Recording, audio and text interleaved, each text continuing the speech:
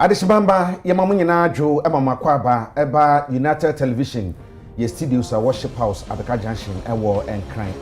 yenu nsia kase bo awso fo so no so dia man na do hwe ba kwa de ni nimekwe be da romanti ye de bremo nimekwe any this way chocolate drink and the coffee drink need fufu need abe kwan and a free special ice soup and special drink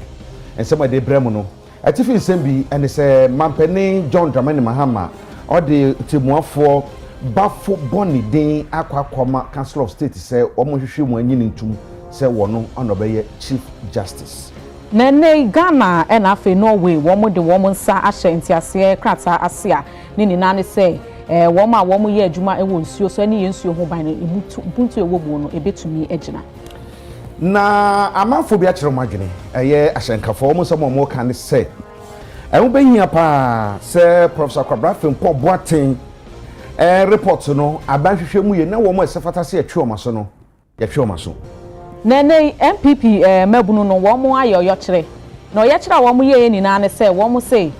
ye cheche wo mo bie wana na wo kasa pani ache nti ye ne ya wo mo kasa idie wo mo se wo mo nsuro ehunehuna na sahwehine so na kasa yi wo de atu ne fefo ahemfo ni mu se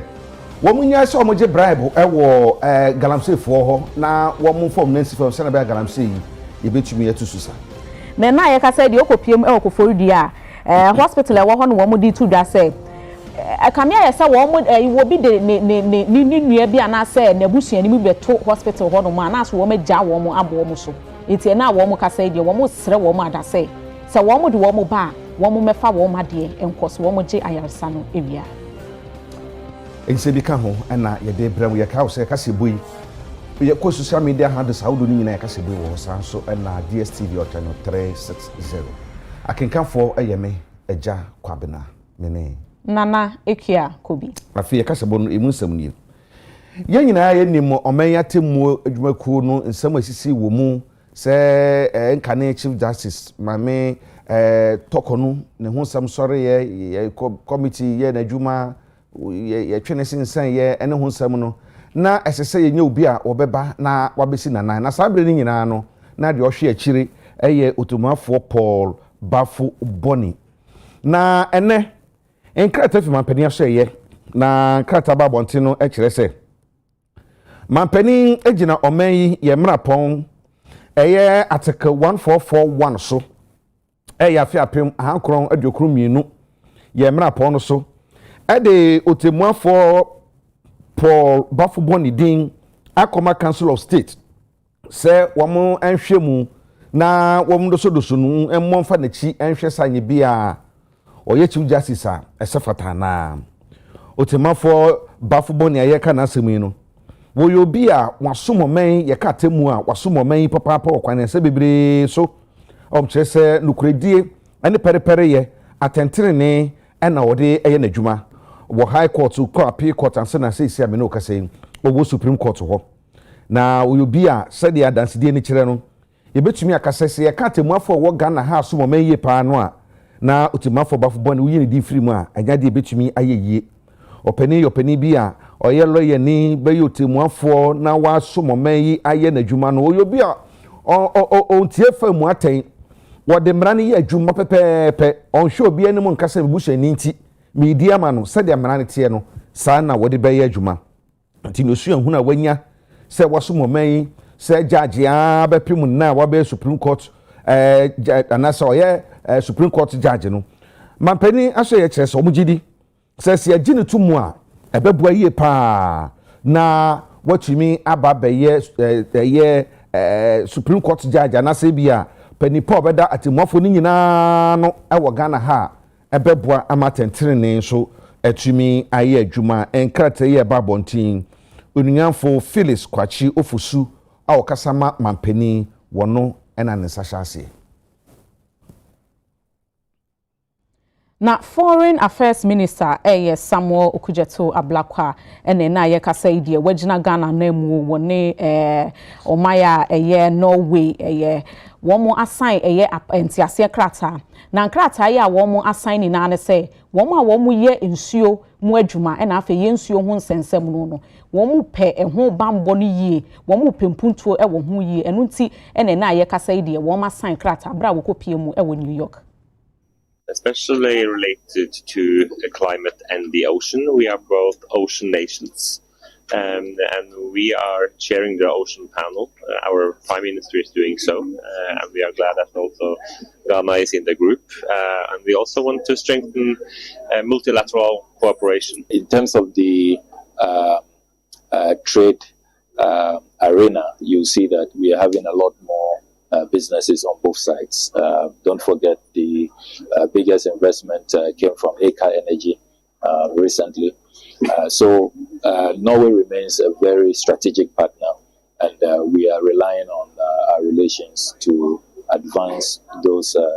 very fantastic bilateral relations. I must conclude by also saying that we have discussed how we can improve on security, intelligence sharing, looking at the threat from the Sahel. As you do know, the Sahel is now the epicenter for global terrorism. And so Norway, working within the larger EU community, don't forget that not too long ago, they helped our Ghana Armed Forces and National Security with a $50 million donation in terms of military hardware and strategic equipment needed to bolster our defense and protect our territorial integrity. So we have discussed that, and this political consultation will seek to broaden all of those assistance that we can get. And we are looking at ensuring that at the end of the day, our bilateral relations benefit our people. So it will be a win-win situation for not only at the governmental level, but at the people-to-people level.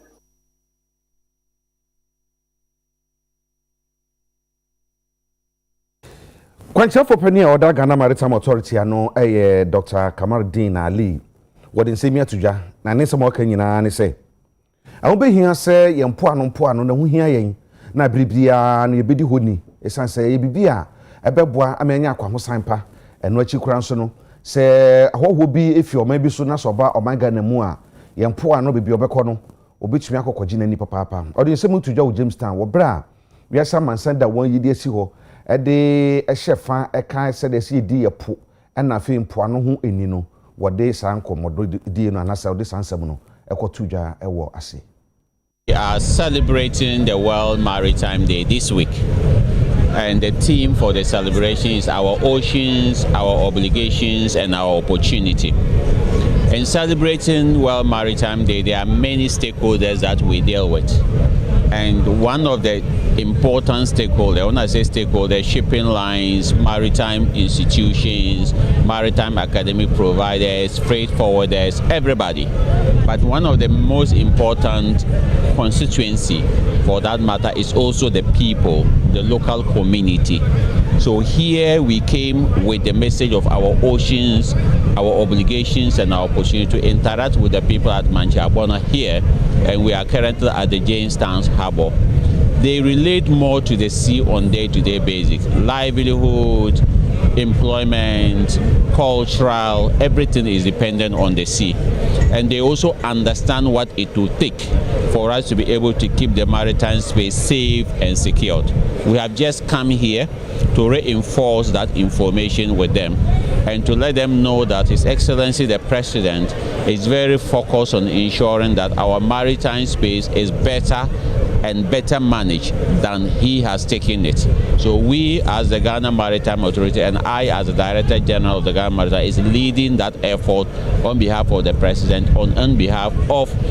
my Minister of Transport, and making sure that the coastal communities are inclusive. All the sources, the rivers, the dock and EBFN, when you many honey, yeah, short, yeah, maybe I'm a dampo, joy, the war in Fajiami. The Kaja Fenaga fair, but Fiona by and Shojami how. The Kaja Bakwe, any low pay yomi, now boy, the low pay yom. Ninaka lone, I will a wo, Niana lone. bena fe mo fia mo anya na ekwaye no akaji ne kama aja na agba na fe mbote nshomie e ba fe na agba ha ade sanfe ko nye me yo industry se me ni ka me fe waste management bi na me ke wo adapo ke wo faje ami na ba nsho mi da ni o na agba no wo fa ipapo ko so mi jage wo fe wo chaya kon wo fe wo dwen wo fe wo susue kon wo popo no wa cho no wa je de ke plastic ne ye won show mi kole na gbe fe ji nu em ni wo pete kole ni wo ke je be na pona ma fi abo e bi ne bola no ne ji falte e bi ne wa de nche ni wona hie wona ko no wa mo katamanton bola fe bi e ba bola poka je buri mountain step o e ka yi hia won bi ne ba no e na gba wa won gba fai akwa fe no ko Nena ye kasa ide oye kire bi ekoso ewo nkramantam mu na ne nina ne se MPP amanyokuo no wo mo se NDC amanyokuo no wo mo cheche wo mo hunahuna wo mo nti wo mo dwen ho a wo mo nti ase nti oye kire wo mo ye ne de no wo ma to ne di se yensuro hunahuna na enei wo mo de wo mani kire mu ewo police headquarters ene na ye kasa ide wo mo de petition ekoma IGP se wo mo nti ase se wo mo te ho no obi kasa no obi kasa ya ne abesoa no nti ase ne de wo mo ti ase a enye and apply the law equitably and fairly. A big thank you to the youth wing of the NPP party and for Kwaya omofaso and the treaty obia oni omo yadwe no e ha adwen. We have many German here Moses Abo, the former Greater Accra Regional Youth Organizer. Video no about me say wo mo bi. Memo mo share mask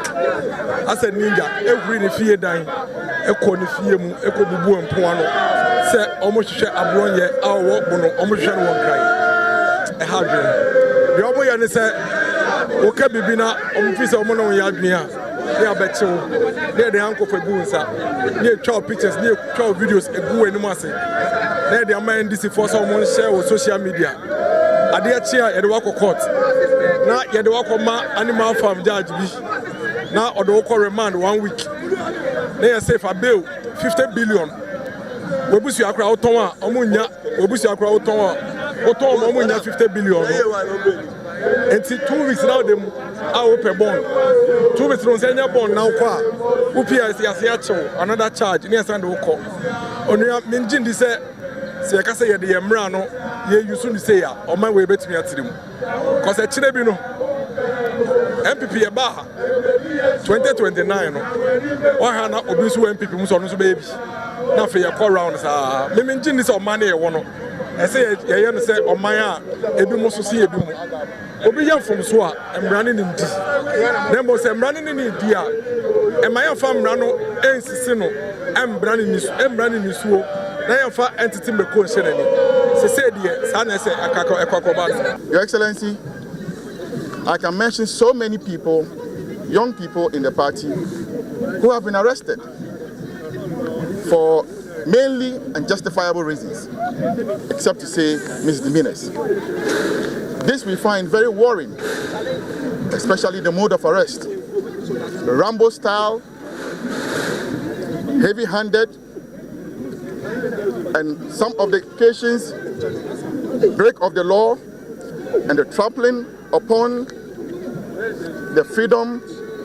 and liberties of the individuals involved. This petition is yours to go through, and we demand of you to immediately ask the security agencies to stop the Rambo-style arrest of individuals and apply the law equitably and fairly. A big thank you to the youth wing of the NPP party and for the orderly manner in which you have brought your petition. I am happy today to be actually standing in front of the Flagstaff House to receive your petition at the Flagstaff House, which in recent times would not have been possible. But today, you are able to come here and deliver the petition. And I can assure you that it will be given the necessary attention or the appropriate attention that it requires.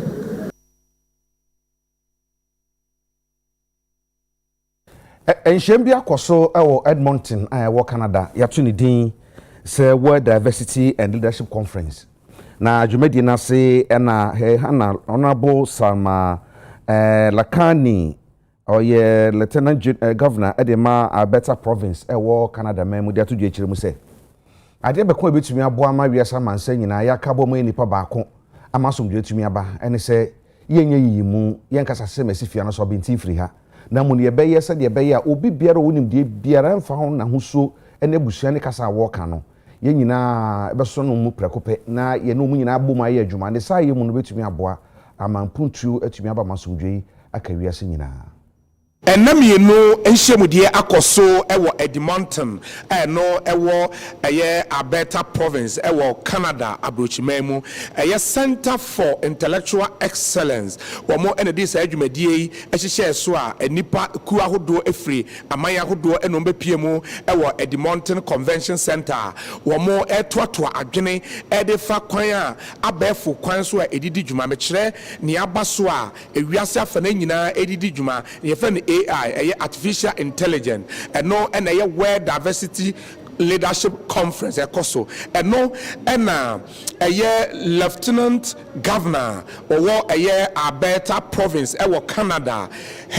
Hana Honorable Salma Lakani Ekasa and this answer me etuja of us Hakunyano so a bo and penyimfua Mechakofabai Edema Center for Intellectual Excellence say Afibiano or Musanshe Mudi say Eba. It is incredibly inspiring. It brings people from all parts of the world together to come and listen to these inspiring messages and also to share their own experiences and their stories. And I think in the world we live in today, I think we need to do a lot more of learning from other people, listening to their stories, and also telling them our stories. And I always get really, really moved by the fact that speakers come to this conference from different parts of the world. And I'm hoping that over the years, many, many, many more people will attend the conference, come to Alberta, and share their stories. And that is how I think we build a more inclusive and better world for everyone. The organizers work very, very hard to bring speakers from Mexico, from Australia, from all over the world. And I'd like to say a huge thank you to the president and founder of the Center for Intellectual Excellence, Dr. Hilda Fanka Arthur, and her husband Patrick, and all the volunteers who work so hard to put this conference together. And without them, we would not be able to do this. Executive Director, Edema Center for Intellectual Excellence, Patrick Atta, also AI. Very impactful, and that is what we normally do these events for. Say, speakers from across the globe will come together. Now, Yemrambe discuss issues that really affect minorities, especially in in and outside Africa. What am I saying? Because most of the times, the issues we have the lived experience, and to be able to emphasize some of the key issues that are affecting. You saw a typical example, say even Nigeria government sent a delegation here every year. Other people from other countries come, especially from African countries, come to the event, and they get impact and go to their communities and establish some of those things. But Ghana, I'm a proud Ghanaian. I'm always looking forward to how we can get Ghanaians engaged in some of these activities. Because we try how best a bit Ghana also to come and see some of the benefit that goes on and take something home and implement in back home.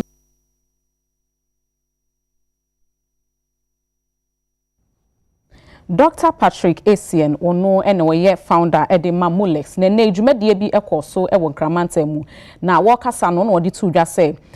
STEM education initiative no wo be stress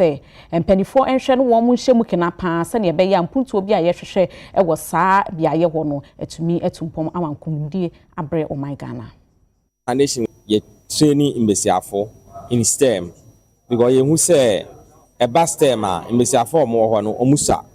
inti ye develop our programming to make sure say imbesiafo no dodo na so be STEM kyerɛ sɛ yɛ mentor ɔmo yɛ training ɔmo on all the STEM aspect, mostly electronics, mathematics, engineering, and then robotics, and then AI. So which was our project here was this year say I cohort 2 no say you training omo develop project omo develop e bi ni dustbin oye ade a yedi wura gum a wo di wura na yekwa ono ankase bebie na wo di atum se ye wo ma oje plastic nko a na ye wo ma oje ada metal ye wo ma oje me fancy efu ene mabroni friend organic no efidie edwuma ade aba that is robotics enye nipa lesson ni ebe nti oman ni nyina gise yin etum na omo start iwe kirema yankwara ya omo nyini ebe ya hwe bebo omo bebo omo bebre ebe mo omo ICC omo for mre wo omo anim no nti enhwe eni di omo dia mo na ye ebo ankwara na amoma puntopa adesua won anya no woma won ani nkɔ ho na mo won nya nto ho won kwosiara na wonye won practice enya de a woye ne da wokoso ya ebeboa won na won da ache soso ayekra behwe na aboa eye omanga na yema ye di dem projects no boye zimpa nti se wo boa he wosikasum mai ibotum ya kwe ne yim na yetum atonyema pia ye ba girls a wo yen society na yen community in various schools na ibotum what practical more advanced technological tools to help solve many problems in the community. The Mass River the investigations are and I reduce galamsey because yes no it's protected and you got 2 sides now. A bit near chunk of one galamsey yamano and I say and investors in swa and me and camouflage. The camouflage just say omunt me because I can the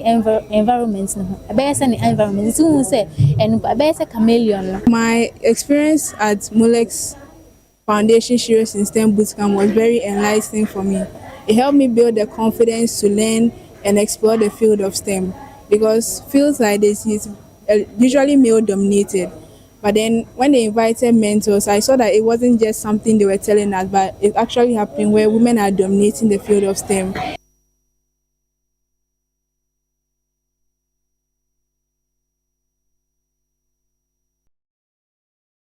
Mama yako jabo from kratu yeba yebetu aso.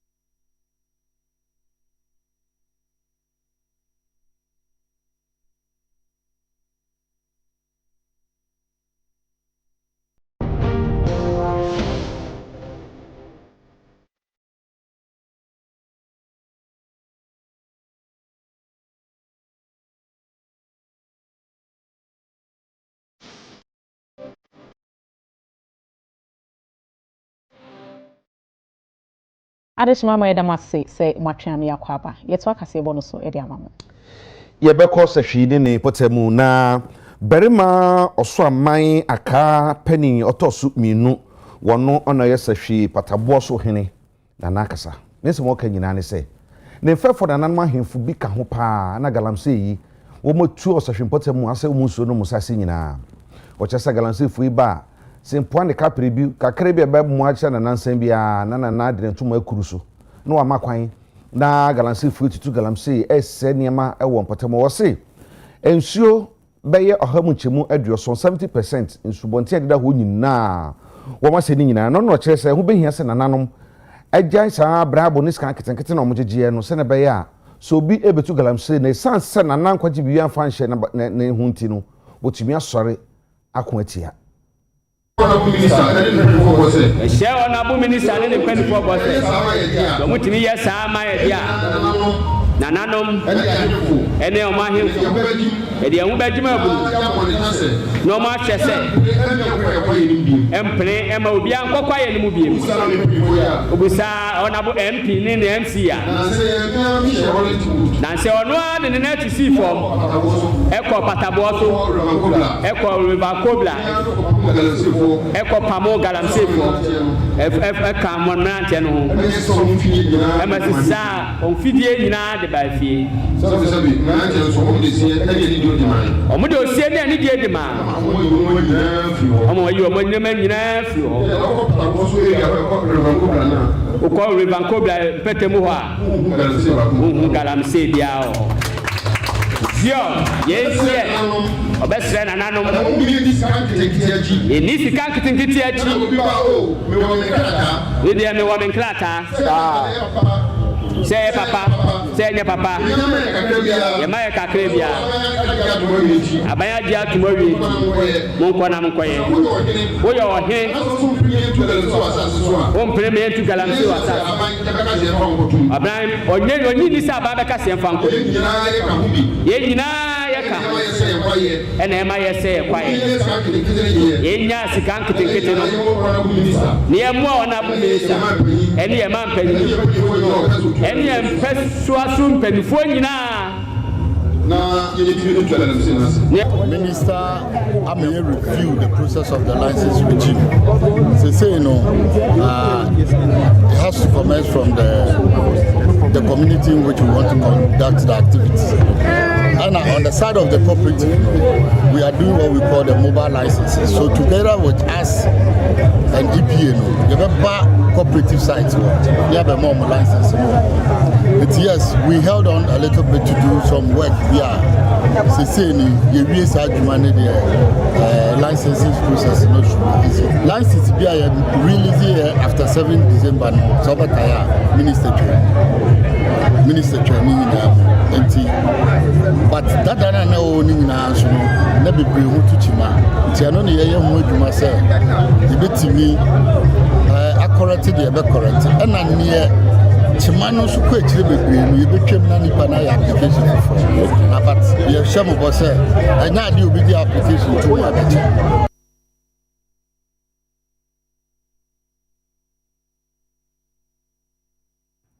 Galamse sensemia ho ene nam so ama Concerned Drivers Association of Ghana and afi transport operators womo de ensem bi ato His Excellency John Dramani Mahama nim na ne womo kani na ne se na no ada Professor Frimpong Boaten report bi na MPP mpanifo bi di wom nti enei ne womo kani na ne se omampani enye review emfa ho se ne be ya wo bi biara ne ho bomu no wotimi atwe womo e de aso e de afa sansem ya etwagu ho Galamse ni de eni na yegensi sana galamse ni say yele so e pese o mampanyina na mono otu obehye mu kana na obemana kwani ama yenga dava fo ni adwafo kontenfo enkanka yenu mu ayalefo eda hospitals na emum no say ye pedua ama na bu aboye na enye kwa befe say ye pedua ama na bu aboye na kaka bo befe de pese bu aboye na Kepese odum emom ne bubo en ye say yes na ye ka Galamse MPP fu beka bi MPP fu ni option bi access o ka Galamse enti ye say papa no mama say ni MPP fu ye na mo fi wom ma onti o ma asem kura na ka gam say dia say fail and buy no say gam say ya fail dia e MPP time ono de onya hwe e dia se no say na umfa Cape Coast Central region Western region ensu sama wa ya dia man ya de nyame pa de chew o tie MPP fu a o de abufu betia Ghana fo because MPP fu na kasa o hu abufu de da enti ya sere won omo modern say no bit my den ayemai papa Professor Fogbon Batin ehwehwemu na ko hwehwemu no onfa nya adwuma obi biara wayem fomusuo e wo galamse ni onchiri ntum na ochiri ntum a ejiri se galamse ni anu be brase ye be soli etia mahama wonchi MPP fo no obi a no wo galamse mu bia wonchi no sesi ame no kasa wo komi kurom asante achim banka ensuya na eda ho na ya adwene koto wo yo ba wo ye bema wo nwo na se wo ko se bi nam tuma wa cha oba ene omo de galamse ni asensuya na woni na omo asensuya na woni na ma ene wo kokoro kwa na wonye nsumpo ene wanom eye bura ena manfo to go ena pure water ena omo koto e dia be se papa mahama se wo bia de obo Professor Fempon as what asem no bia no ye papa mahama nyere onche no ma mra no enye de eni ni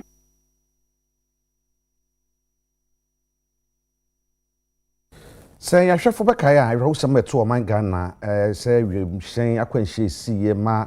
etitiru be ye nwhwefo amuhwe omo nkwana na pani ba ko a oye Tamale Central se bedwani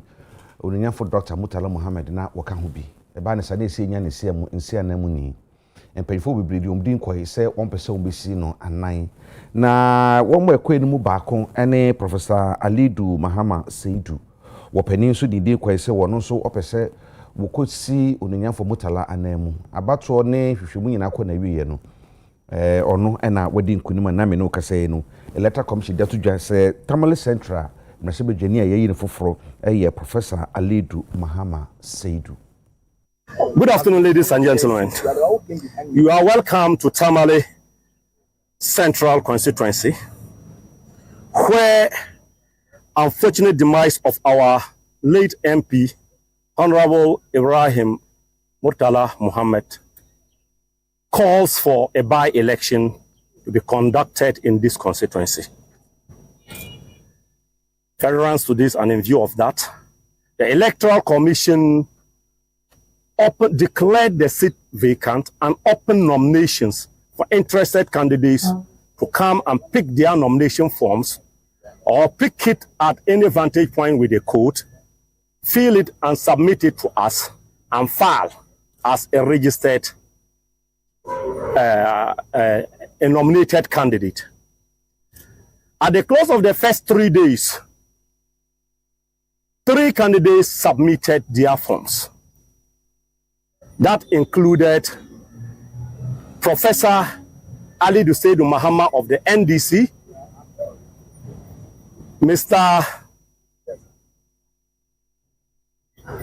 I'll reserve those names, a candidate from the PNC and that of LPG. Right after the close of nominations, they submitted letters to the returning officer indicating their interest in withdrawing from that contest. In line with CI 127, the Electoral Commission reopens nomination for another 10 days. That 10 days elapses only the day before yesterday on Sunday. As it stands, it means that only Professor Alidu Seidu Mahama stands nominated. And according to the CI 127, with permission, I'll read. Where the time allow for delivery of nominations space has ended, and on the day before the elections, only one candidate stands nominated. The candidate shall be declared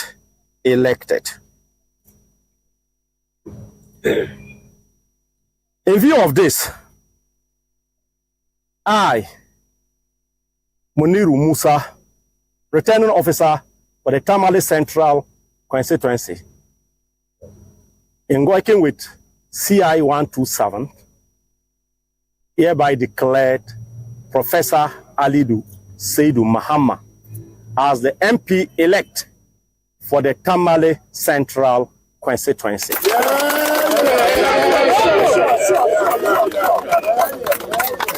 Thank you very much. Yebe sanso ejina we so ni ahome kase bo no so yesre mo yeba sese a.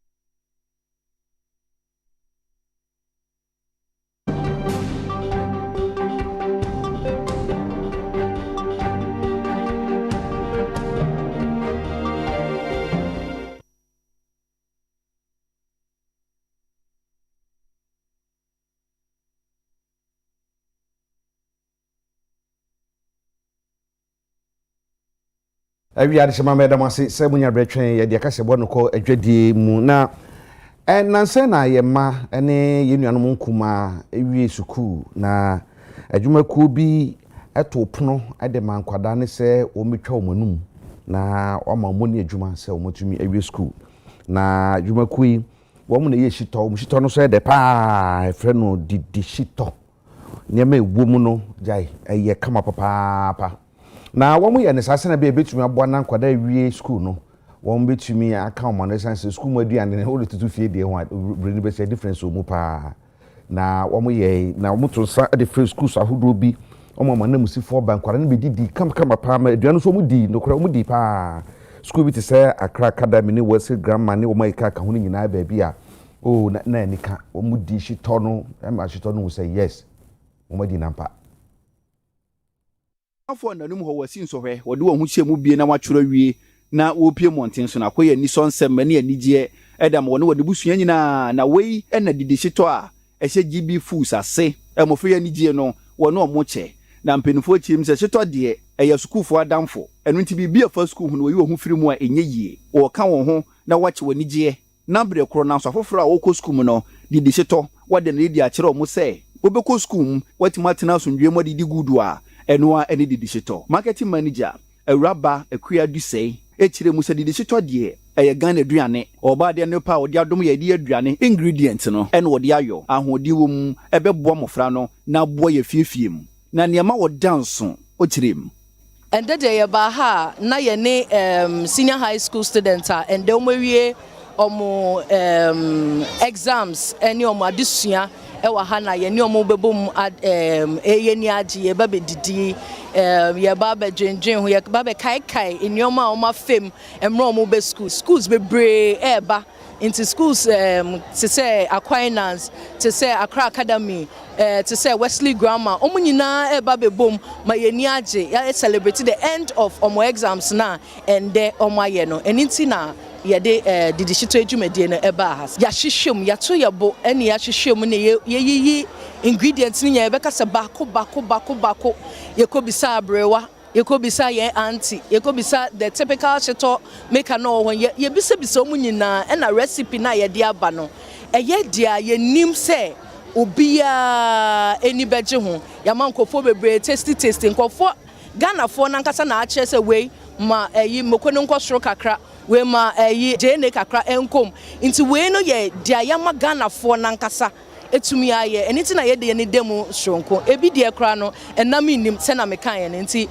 boni beka se good source of protein de ye make sure say e wom pepepe amade bia da ne se wudi a e the same taste bi o taste ni bi wo ho a wo be di no na emu ahye kakra ba yenye de ne de emu nhye ye pepe ne ye the same so opedi amekopa wo ma ye wo hot opedi amekoni wo form kakra so ye wo melt nti eno ne ensonson ye a ewom the consistency and the quality is assured every time. Sesi ayabo ho ye yi ho ntoma ide ukwadwa so bebia ubehu from echina uko kanshi uko makola uko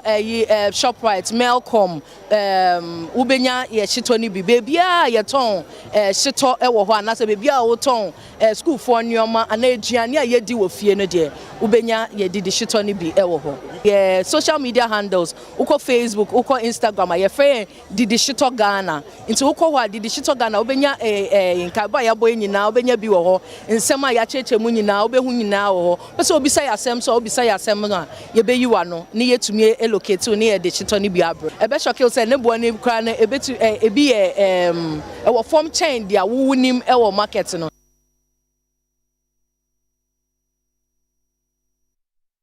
chito no be de papa di chito aha ye be dina didi so ne ye de akase bo nyina akọ na wie ye na ye da sedama special ID suwe na fini fofo so busu yase am ye de kase bo no brem akenka for ye no eja ko Nana Ekia Kubi. Da mo na se mo